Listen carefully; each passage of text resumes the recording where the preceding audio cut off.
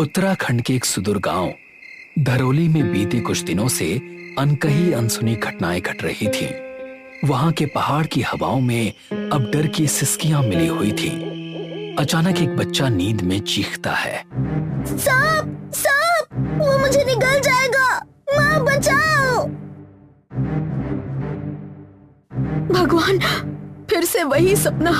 अब तो रोज ही ऐसा हो रहा है। ये क्या हो गया है हमारे बेटे को? कुछ नहीं, शायद कोई बुरा सपना देख लिया होगा।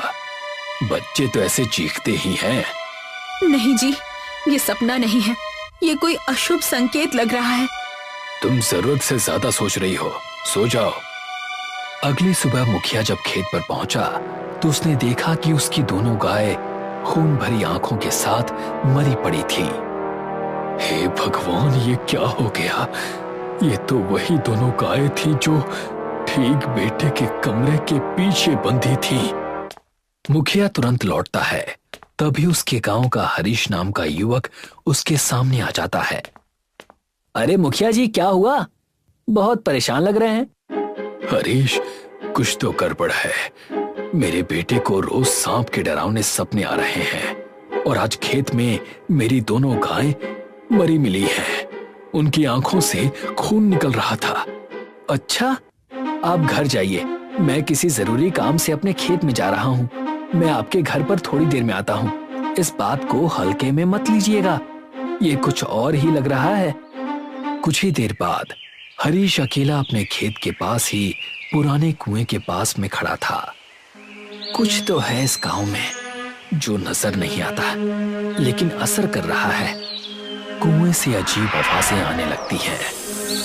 ये आवाज, ये तो पहले कभी नहीं सुनी। वो कुएं की ओर बढ़ता है, आवाज और गहरी होती जाती है। कौन है? कौन है वहां नीचे? अचानक कुएं के अंदर से दो चमकती डरावनी आंखें उभरती हैं। वो आंखें जैसे सीधी आत्मा में घुस गई हो और अगले ही पल हरीश कुएं में समा गया। कुछ बच्चे कुएं के पास खेल रहे थे। अचानक चीख पड़ते हैं, माँ, यहाँ कोई लाश पड़ी है। गांव वाले वहां तुरंत पहुंचते हैं। हरीश की लाश बाहर निकाली जाती है। अरे ये तो हरीश है, उसकी पीठ देखो, ये क्या है? लाश की पीठ पर जले हुए सांप के फन जैसे निशान उभरे होते हैं। हे भोलेनाथ, ये तो वही फन है जो मेरे बेटे के सपने में आता है। अब समझ में आ रहा है, ये कोई आम हादसा नहीं, ये काल भुजंग है। वही शापित नाग जो सदियों से बंद था। उस औरत की बात सुनकर मुखिया गहरी सोच में डूबता हुआ अपने आप से कहता है, मुझे तो लगता था कि ऐसा सिर्फ दंत कथाओं में था। क्या सच में वास्तव में इसका कोई अस्तित्व है? धरौली की घाटियों में अब विचित्र सन्नाटा अपने पांव पसारने लगा। मनोहर, गांव का इकलौता युवा स्कूल टीचर, किताबों के ढेर से जूझ रहा था। अचानक मनोहर की नजर लाइब्रेरी में रखी हुई एक बहुत पुरानी किताब पर पड़ती है। ये क्या है? हर 5 साल पर नाग बलि दी जाती थी ताकि काल की नींद ना टूटे। अगर बलि रुक गई तो वो जाग जाएगा। उस पल मनोहर की आंखों के सामने जैसे पिछली पीढ़ी के धुंधले दृश्य तैर गए। बचपन में सुना था, गांव में हर 5 साल में एक रहस्यमयी बलि होती थी, लेकिन 25 साल पहले सब अचानक बंद हो गया। क्यों? मनोहर मोबाइल निकालता है और एक नंबर डायल करता है। आरव, तुम और प्रज्ञा तुरंत गांव आ सकते हो? हाँ, कुछ बहुत अजीब चल रहा है यहाँ। आरव और प्रज्ञा उतरते हैं। क्या अजीब सन्नाटा है, जैसे पेड़ भी डरे हुए हों। सही कहा आरव, यहाँ तो मौत जैसा सन्नाटा पसरा हुआ है। कुछ देर बाद वो तीनों कमरे में बैठे और वही किताब खुली हुई थी। ये देखो, नाग बलि की पूरी परंपरा दर्ज है। हर 5 साल में बलि दी जाती थी ताकि काल भुजंग की नींद बनी रहे। आखिर ये काल भुजंग है कौन? किताब के मुताबिक प्राचीन नाग यज्ञ के दौरान कुछ राक्षसों और तांत्रिकों ने तांत्रिक नागमणि को पाने के लिए बलि दी थी। उस बलि से पैदा हुआ एक शापित सर्प था, काल भुजंग। वो न शिव का सेवक है, न शनि का अनुयायी। वो केवल काल की शक्ति का अवतार है। जहां वो जाता है वहां मृत्यु निश्चित होती है। उसका शरीर काले धुएं और सर्प के शल्कों से बना होता है। वो जमीन के नीचे से आता है। ये तो बेहद प्राचीन है। ये केवल धार्मिक रस्म नहीं बल्कि समाज शास्त्रीय व्यवस्था भी हो सकती है। मगर बंद क्यों हुआ? या फिर डरावनी साजिश? शायद ये मेरी अगली डॉक्यूमेंट्री होगी, Kaal Bhujang the snake within. Aarav, मजाक मत करो। गांव में गायें मरी हैं, हरीश कुएं में मरा मिला, और वो भी पीठ पर जले हुए नाग के निशान के साथ। तुम दोनों न्यूज रिपोर्टर्स हो। मैं चाहता हूँ कि तुम इस पर एक डॉक्यूमेंट्री बनाकर न्यूज चैनल पर रिलीज करो। तो फिर शुरुआत हमें तुम्हारे गांव की नाग वेदी से करनी होगी। अगले दिन तीनों सूखी बेलों से एक खंडर नुमा जगह पर पहुंच जाते हैं। ये रही नाग वेदी। कितनी सुनसान और भयावह जगह है। परफेक्ट लोकेशन, पुराने पत्थर, बेलों की छाया और वो टूटा नाग का चिन्ह। रिकॉर्डिंग चालू। यहाँ कोई आता जाता ही नहीं है। कुछ तो है इस जगह में। हवा में अचानक सांप की फुफकार जैसी धीमी आवाज गूंजती है। सुनो, ये आवाज क्या तुमने सुनी? हवा होगी। चलो रिकॉर्डिंग जारी रखते हैं। तभी उसकी नजर एक अजीब पत्थर पर पड़ती है, आधा जमीन में दबा हुआ, हल्के भूरे रंग में चमक के साथ। ये क्या है? वो पत्थर को जोर से खींचती है। एक चमत्कार मणि जैसी आकृति निकलती है जिसमें नाम उकेरा हुआ था। तभी वहां एक भूचाल आता है।